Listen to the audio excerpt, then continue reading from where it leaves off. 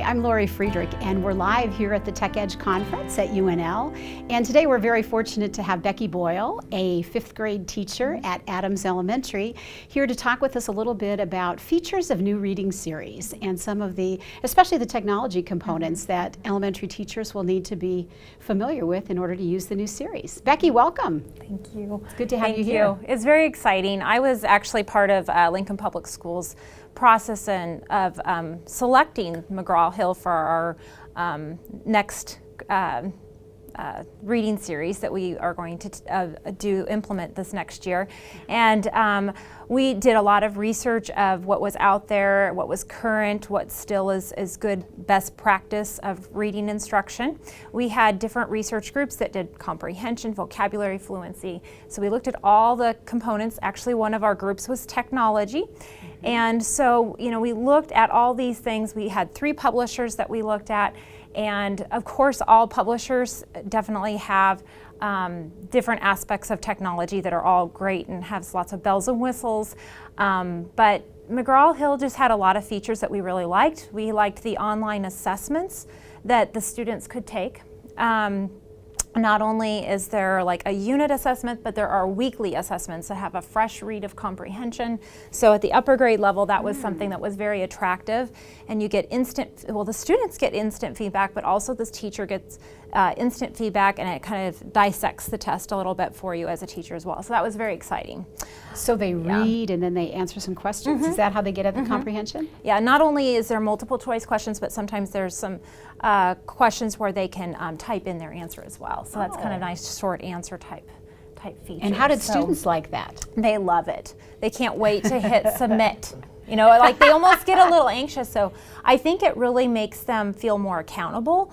And it's that instant feedback was real positive, and they just wanted to try harder, and they would cheer each other on.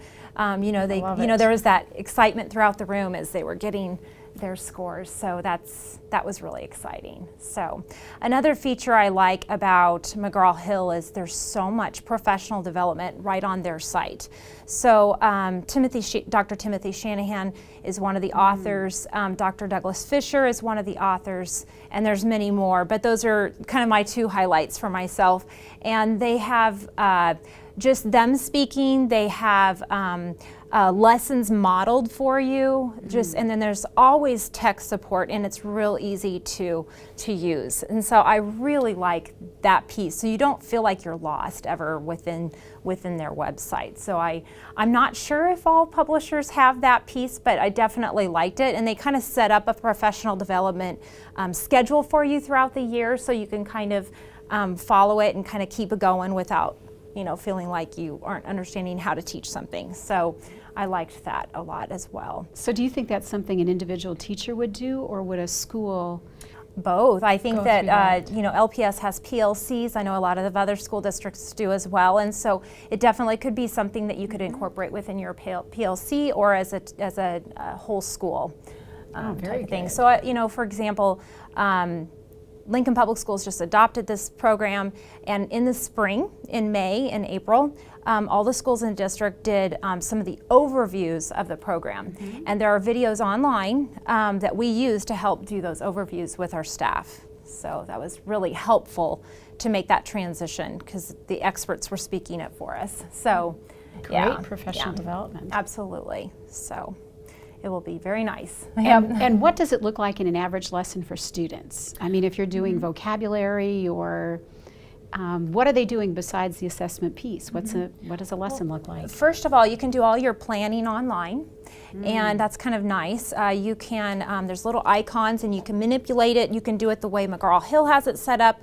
LPS has kind of tweaked the week a little bit, and so I can kind of shift things, and then there's a button that says launch presentation, and then the whole lesson is set up for you for that day. And then if you want to put it, there's one where you can put it in a holding bin, and it'll save it for you until you want it. There's all these really nice features in the planning part.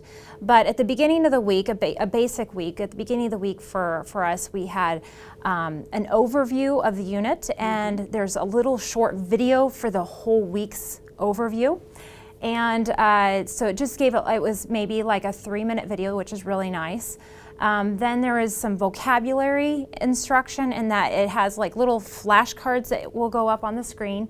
Some of them have like a 10-second little video clip with it. Some of them don't.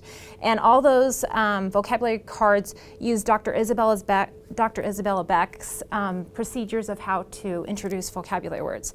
And you can just click on a button if you forgot kind of what that routine was, and it's right there on the computer as well, which is so slick. Wow. So, yeah. And the teacher's using that, or is each student using that? Typically, I had that as a teacher, but definitely could kind of be set up like a flashcard type thing, because you can assign all of these things. You can assign the book, the guided reading books, of course the quizzes and the test, all can be assigned to a student that they could do at school or at home. There's online games that can be assigned to the students at home. And is the book paper or is it online? We have both. We have both at LPS. So we have student books, and then we have the online books. So, and then also the guided reading books. So you see these changes in reading are here to stay. They're coming. Absolutely. And the kids are so excited about the new technology, and I think the teachers are too. It's just something that you kind of have to learn, and you have to have patience with, and it all comes through. So, and the key is having all the right